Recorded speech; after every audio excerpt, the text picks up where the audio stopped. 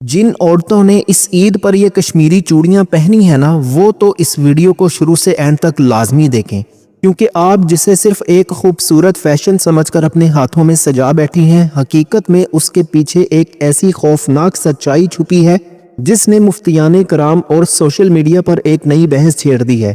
لوگ اسے صرف فیشن سمجھ رہے ہیں، لیکن کیا یہ واقعی صرف فیشن ہے یا اس کے پیچھے کوئی فتنہ چھپا ہے جو آپ کی برکتوں اور آپ کے ایمان پر خاموش حملہ کر رہا ہے؟ آج کی اس مختصر ویڈیو میں وہ 3 ہولناک انکشافات کرنے جا رہا ہوں جسے سننے کے بعد شاید آپ یہ چوڑیاں اپنی ہاتھوں سے اتارنے پر مجبور ہو جائیں گی۔ میرے ساتھ ایک سیکنڈ جڑے رہیے گا، کیونکہ جو بات میں آج کرنے والا ہوں وہ شاید آپ کو دوبارہ کبھی کوئی نہ بتائے۔ لیکن دوستو، کیا یہ چوڑیاں صرف ایک فیشن ہے یا ان کے ڈیزائن کے پیچھے کوئی ایک ایسی خفیہ کوڈنگ ہے جو ہماری نوجوان نسل کے ذہنوں کو کسی خاص رخ پر موڑ رہی ہے؟ جب میں نے اس ٹرینڈ کی جڑوں کو کھودنا شروع کیا تو مجھے ایسی باتیں معلوم ہوئی جنہیں سن کر شاید آپ کے پیروں تلے سے زمین نکل جائے۔ آپ نے دیکھا ہوگا کہ عید سے چند دن پہلے اچانک، جی ہاں بالکل اچانک، سوشل میڈیا کے ہر پلیٹ فارم پر صرف ان چوڑیوں کی تشہیر شروع ہوئی۔ کیا یہ محض ایک اتفاق تھا یا کسی بڑے برانڈ اور مخصوص لابی نے مل کر ایک ایسا جال بنا جس میں ہماری بہنیں اور بیٹیاں نادانستہ طور پر پھنس گئی؟ سوال یہ نہیں کہ چوڑیاں کیسی ہیں، سوال یہ ہے کہ ان کو لازم یعنی کمپلسری کیوں بنا دیا گیا؟ ان چوڑیوں کے اوپر بنے ہوئے وہ مخصوص نقش و نگار، اگر آپ انہیں غور سے دیکھیں تو وہ عام کشمیری نقشے نہیں ہیں۔ ماہرین نفسیات کا کہنا ہے کہ کچھ رنگ اور دھاتوں کا امتزاج انسانی موڈ پر اور رویوں پر اثر انداز ہوتا ہے۔ کیا ان چوڑیوں میں استعمال ہونے والا مٹیریل اور ان کی مخصوص کھنک ہمارے اعصاب پر کوئی غیر محسوس اثر تو نہیں ڈال رہی؟ مکہ اور مدینہ کی گلیوں سے لے کر لاہور کے بازاروں تک یہ چوڑیاں ہر جگہ پہنچ گئیں، لیکن ایک طبقہ ایسا ہے جو ان چوڑیوں کو دیکھ کر شدید پریشان ہے۔ وہ لوگ جو تاریخ اور مذہب کی گہری سمجھ رکھتے ہیں، وہ ان چوڑیوں میں ایک ایسی نشانی دیکھ رہے ہیں جس کا ذکر ماضی کے بڑے فتنوں سے ملتا ہے۔ وہ نشانی کیا ہے، اور کیا واقعی ان چوڑیوں کا تعلق کسی ایسے قدیم روایت سے ہے جسے اب دوبارہ زندہ کیا جا رہا ہے؟ ابھی میں آپ کو وہ پہلی بڑی وجہ بتانے جا رہا ہوں جس نے علماء کے ہوش اڑا دیے ہیں، لیکن اسے سننے سے پہلے اپنے دلوں کو تھام لیجئے، کیونکہ یہ سچائی آپ کے فیشن کے تصور کو ہمیشہ کے لیے بدل کر رکھ دے گی۔ کیا آپ تیار ہیں اس کشمیری جال کے پہلے بڑے سوراخ کو دیکھنے کے لیے؟ دوستو، پہلی بڑی وجہ ہے آواز کا فتنہ اور گھنگرو کا جادو۔ کیا آپ نے کبھی غور کیا ہے کہ ان چوڑیوں میں لگے وہ مخصوص دھاتی گھنگرو جب آپس میں ٹکراتے ہیں تو وہ کیسی لہریں پیدا کرتے ہیں؟ سائنس کہتی ہے کہ ہائی پچ آوازیں انسانی دماغ کے ایمگڈالا نامی حصے کو فوراً متحرک کر دیتی ہیں۔ یہ وہ حصہ ہے جو انسان کو چوکنا یعنی الرٹ کر دیتا ہے۔ اب ذرا تصور کریں، ایک ہجوم میں جہاں 100% خاموشی ہونی چاہیے، وہاں ان چوڑیوں کی مسلسل کھنک ایک سائیکولوجیکل میگنٹ یعنی نفسیاتی مقناطیس کا کام کرتی ہے۔ یہ آواز سننے والے کے لاشعور میں ایک تجسس پیدا کرتی ہے کہ یہ آواز کہاں سے آ رہی ہے۔ کیا یہ محض اتفاق ہے کہ ان چوڑیوں کو اتنا شور مچانے والا بنایا گیا؟ ناظرین، اب ذرا تصور کریں کہ آپ لاہور کی مشہور انارکلی مارکیٹ یا لبرٹی کے کسی پرہجوم بازار میں کھڑے ہیں۔ وہاں جب کوئی پرکشش خاتون گزرتی ہے تو آپ نے غور کیا ہوگا کہ وہاں موجود مردوں کی گردنیں خود بخود مڑ جاتی ہیں۔ کچھ لوگ شاید اسے بدتمیزی کہیں، کچھ اسے اخلاقیات سے جوڑیں، لیکن کیا آپ جانتے ہیں کہ اس کے پیچھے آپ کے دماغ کا ایک خاص حصہ کام کر رہا ہوتا ہے جسے ایمگڈالا کہتے ہیں؟ یہ ہمارے دماغ کا وہ الارم سسٹم ہے جو لاکھوں سالوں سے انسان کو یہ سکھا رہا ہے کہ اپنے ماحول میں کسی بھی خاص چیز کو فوراً نوٹس کرے۔ قدیم زمانے میں یہ جنگلی جانوروں کو دیکھ کر ڈرنے کے کام آتا تھا، لیکن آج کے دور میں یہ کشش یعنی اٹریکشن کے سگنلز کو پکڑتا ہے۔ ہوتا کیا ہے، جیسے ہی آپ کی آنکھ کسی ایسی چیز یا انسان کو دیکھتی ہے جو آپ کو پرکشش لگے، آپ کا ایمگڈالا فوراً ایک سگنل بھیجتا ہے اور آپ کی عقل یعنی کہ فرنٹل لوب کے فیصلہ کرنے سے پہلے ہی آپ کی گردن مڑ جاتی ہے۔ فرنٹل لوب دماغ کا وہ سب سے اہم حصہ ہے جو آپ کی پیشانی یعنی ماتھے کے بالکل پیچھے ہوتا ہے۔ اسے آپ انسانی دماغ یا کمانڈر آف چیف یعنی CEO کہہ سکتے ہیں۔ یعنی آپ کا دماغ اس وقت آٹو پائلٹ پر ہوتا ہے۔ یہی وجہ ہے کہ انارکلی جیسے بازاروں میں آپ کو اکثر مرد ایک ہی سمت میں گردنیں گھماتے نظر آتے ہیں۔ یہ صرف عادت نہیں بلکہ انسانی جبلت کا وہ حصہ ہے جو شعور سے زیادہ تیز کام کرتا ہے۔ لیکن یاد رکھیں، جہاں ایمگڈالا آپ کو دکھاتا ہے وہاں آپ کی تربیت اور اخلاقیات آپ کو اپنی نظریں نیچی کرنے کا حکم بھی دیتی ہیں۔ آئیے تاریخ کے پنوں کو پلٹتے ہیں۔ تاریخ گواہ ہے کہ گھنگرو کا استعمال قدیم دور میں کن کے لیے مخصوص تھا۔ یہ زیور عام گھنگرو خواتین کا نہیں بلکہ درباری رقاصاؤں کا نشان تھا۔ ان کا مقصد ہی اپنی آواز سے بادشاہوں اور درباریوں کی توجہ اپنی طرف کھینچنا تھا۔ آج 2026 میں ہم نے اسی نشانی کو ایک پاکیزہ تہوار یعنی عید کا لباس بنا لیا۔ کیا ہم نے کبھی سوچا ہے کہ ہم نادانستہ طور پر کس کلچر کو فروغ دے رہے ہیں؟ کیا یہ ہماری اپنی جڑوں سے کاٹنے کی ایک خاموش عالمی سازش نہیں ہے؟ ناظرین، جب ہم کشمیر کا نام لیتے ہیں نا تو ذہن میں صرف خوبصورت وادیاں نہیں بلکہ وہاں کے ہنرمند ہاتھوں کا جادو بھی آتا ہے۔ کشمیر کی اصل پہچان وہاں کی پشمینہ شالیں اور کارپیٹس اور اخروٹ کی لکڑی پر کی گئی باریک نقش و نگاری ہے۔ یہ وہ فن ہے جو نسل در نسل چلا آ رہا ہے۔ ایک پشمینہ شال کو تیار کرنے میں مہینوں لگ جاتے ہیں کیونکہ اس کا دھاگا اتنا باریک ہوتا ہے کہ اسے مشین پر نہیں بلکہ ہاتھ سے بنا جاتا ہے۔ یہی وجہ ہے کہ کشمیری دستکاری کو دنیا بھر میں لگژری سمجھا جاتا ہے۔ لیکن پچھلی چند دہائیوں میں ہم نے دیکھا ہے کہ انڈین فلم انڈسٹری اور میڈیا نے کشمیر کے اس روایتی کلچر کو ایک نئے رنگ میں پیش کیا ہے۔ آج کل جو کشمیری کڑھائی یا پھیرن آپ کو مارکیٹوں میں نظر آتے ہیں، ان پر انڈین فیشن انڈسٹری کا گہرا اثر ہے۔ بالی ووڈ فلموں نے کشمیری لباس کو ایک فیشن سٹیٹمنٹ بنا دیا ہے۔ اس کا فائدہ تو یہ ہوا کہ کشمیری کلچر پوری دنیا میں مشہور ہو گیا، لیکن اس کا ایک نقصان یہ ہوا کہ اصل اور مشینی کام کا فرق ختم ہوتا جا رہا ہے۔ اب لبرٹی یا انارکلی جیسے بازاروں میں جو کشمیری کام بک رہا ہے وہ اکثر مشینوں پر بنا ہوا ہوتا ہے، جو اصل کشمیری ہنر کی جگہ لے رہا ہے۔ یہاں ایک بڑا ٹکراؤ یہ ہے کہ انڈین میڈیا کے اثر سے کشمیری کلچر اب صرف ایک لباس بن کر رہ گیا ہے، جبکہ اصل کشمیری دستکاری ایک تاریخ تھی۔ آج کا نوجوان کشمیری ڈیزائن تو پہننا چاہتا ہے لیکن وہ اس محنت کو نہیں جانتا جو ایک ایک ٹانکے کے پیچھے چھپی ہوئی ہوتی ہے۔ ہمیں یہ سمجھنا ہوگا کہ کلچر صرف فلموں میں دکھانے سے زندہ نہیں رہتا بلکہ ان ہنرمندوں کی قدر کرنے سے زندہ رہتا ہے جو آج بھی ان اندھیری گلیوں میں بیٹھ کر ہاتھ سے سوئی دھاگے کا کام کر رہے ہیں۔ اب ذرا اس بات کو ذرا ایمان کی روشنی میں دیکھیں۔ صحیح مسلم کی حدیث ہے، گھنٹی شیطان کا باجا ہے۔ علماء فرماتے ہیں کہ اس سے مراد ہر وہ چیز ہے جو اپنی آواز سے انسان کو اللہ کی یاد سے غافل کر کے نفسانی خواہش کی طرف لے جائے۔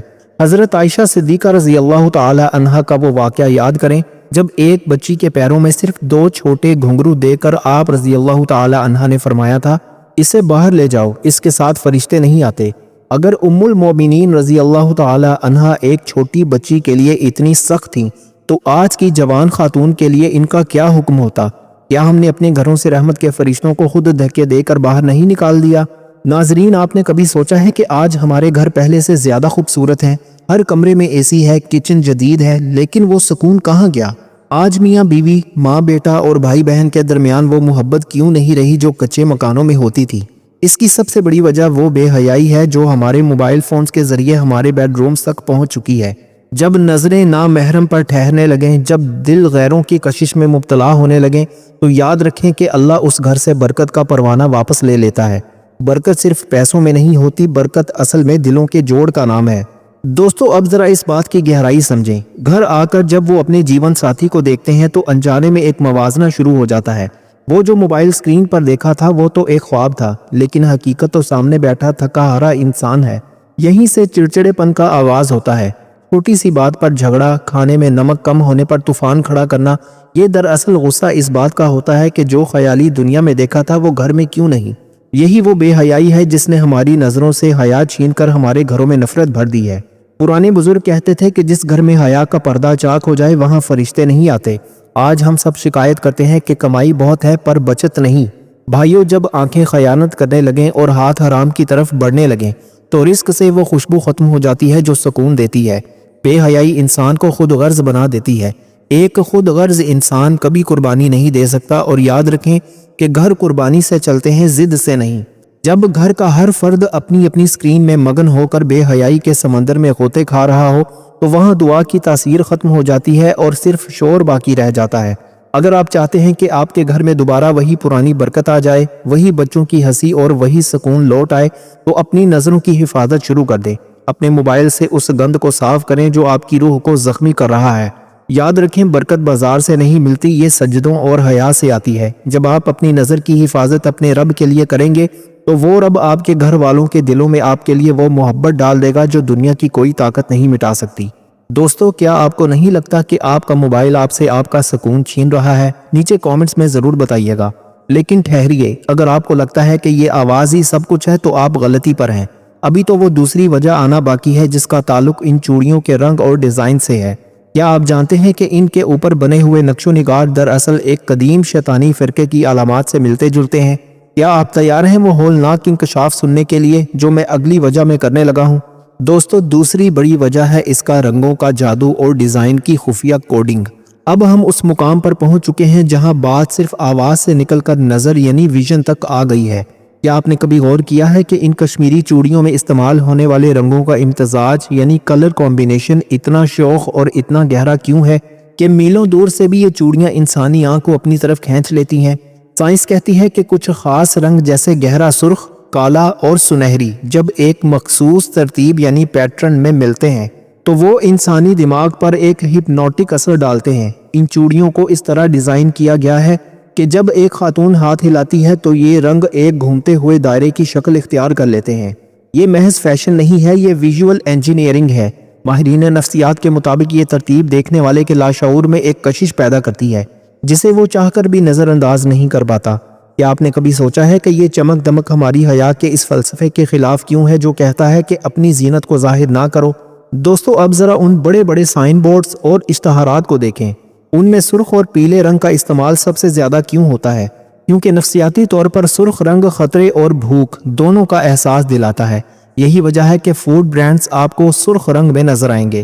اشتہارات صرف چیزیں نہیں بیچتے، وہ آپ کے دماغ میں ایک کمی کا احساس پیدا کرتے ہیں۔ وہ آپ کو دکھاتے ہیں کہ اگر آپ کے پاس یہ کریم، یہ گاڑی یا یہ موبائل نہیں ہے تو آپ کی زندگی ادھوری ہے۔ آپ کا دماغ اس اشتہار کو دیکھ کر ڈوپامین خارج کرتا ہے جو آپ کو مجبور کرتا ہے کہ آپ اس چیز کو حاصل کرنے کے لیے بے چین ہو جائیں۔ حقیقت تو یہ ہے کہ آج ہم ایک ایسی دنیا میں رہ رہے ہیں جہاں ہماری توجہ یعنی اٹینشن بیچی جا رہی ہے۔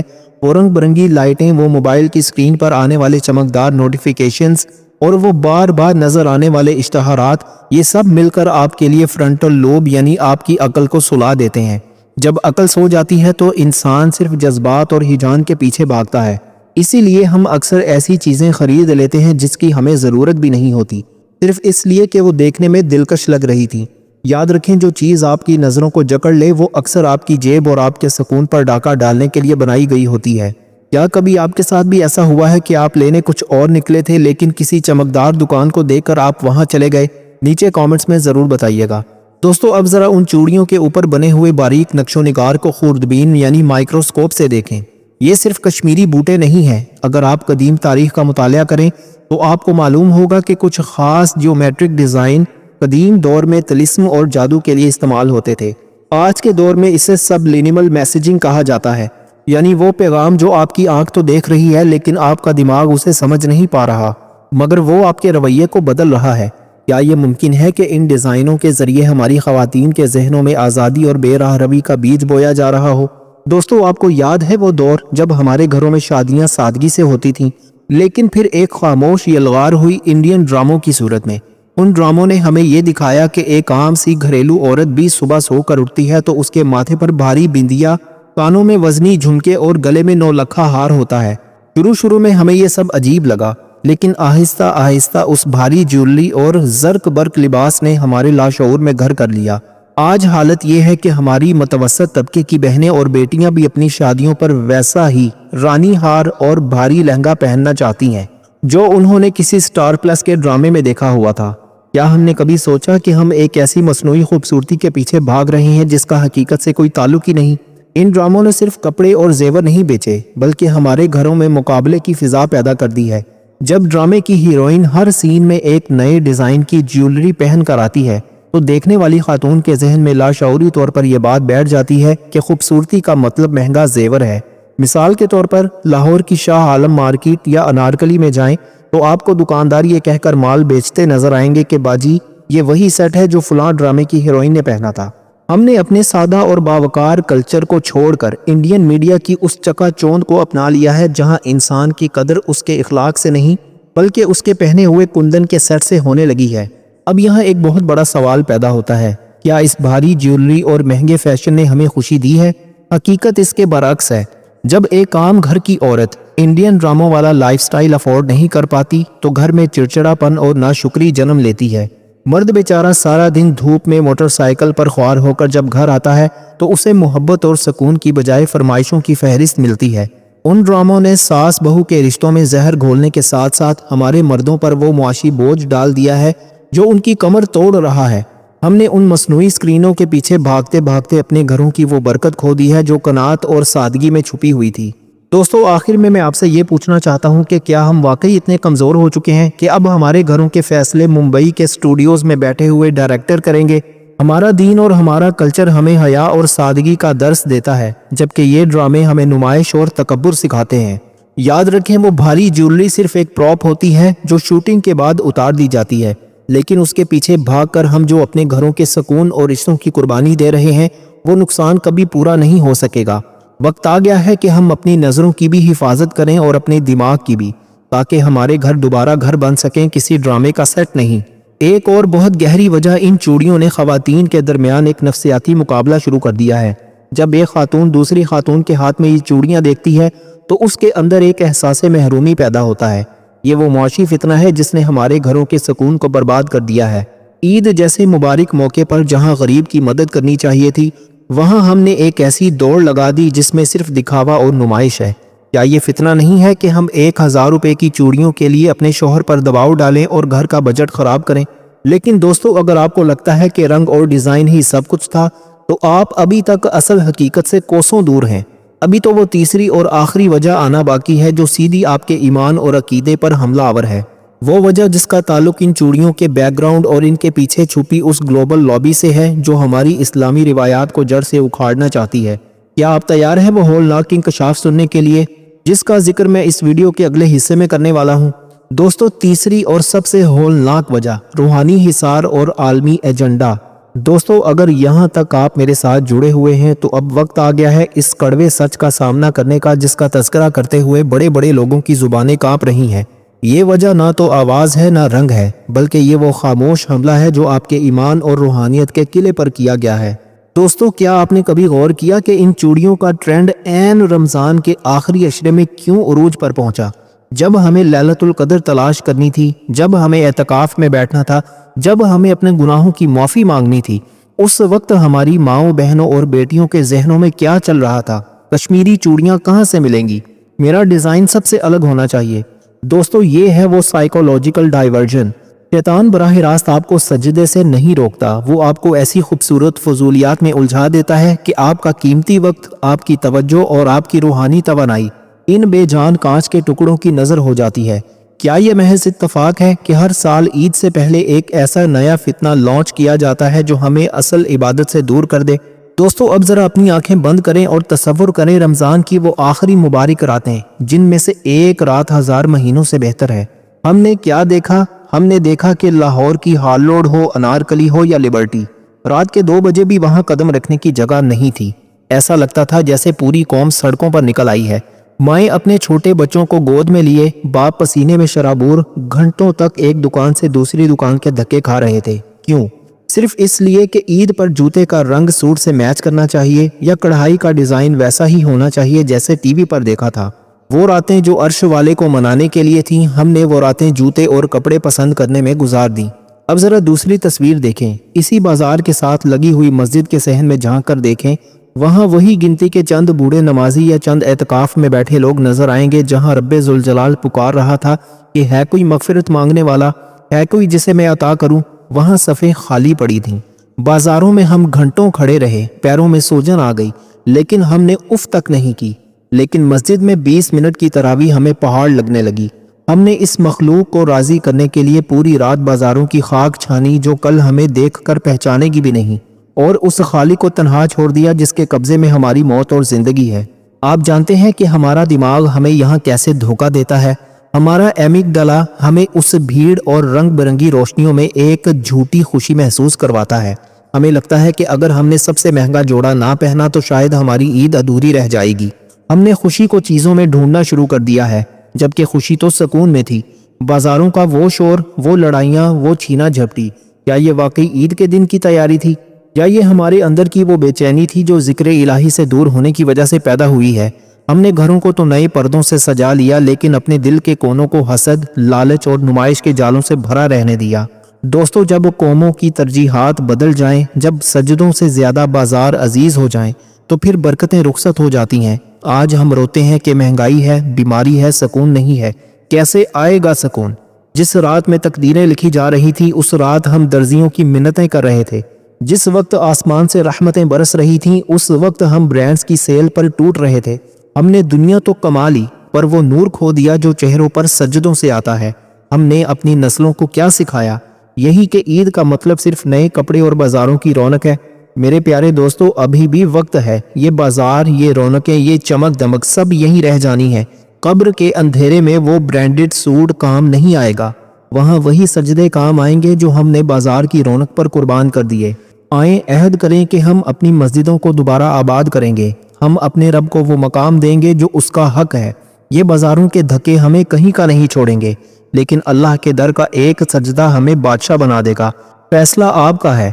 کیا آپ کو عارضی چمک چاہیے یا وہ دائمی سکون جو صرف اللہ کے ذکر میں ہے؟ دوستو اب ذرا گہری بات سنیں، ان چوڑیوں کا اصل ماخذ کہاں ہے؟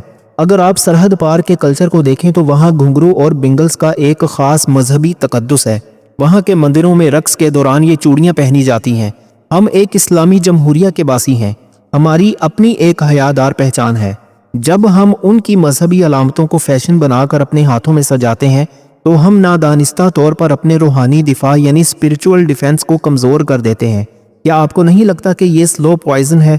دوستو یہی وہ دجالی فتنہ ہے جو آہستہ آہستہ ہماری اپنی پہچان ختم کر کے ہمیں دوسروں کے رنگ میں رنگ رہا ہے۔